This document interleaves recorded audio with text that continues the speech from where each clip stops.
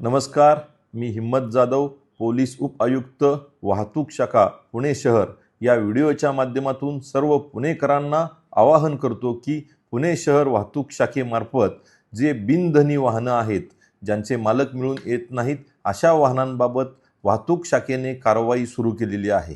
आपल्या परिसरामध्ये सार्वजनिक रस्त्यावर वाहतुकीस अडथळा ठरणारी अशी बिनधनी बेवारस वाहन असल्यास आपण तात्काळ सदरची वाहने PTP पुणे ट्रॅफिक पोलीस या ॲपवर रिपोर्ट करावीत। आपण रिपोर्ट केल्यापासून 48 तासामध्ये सदर वाहनांवर कायदेशीर प्रक्रिया सुरू करण्यात येईल।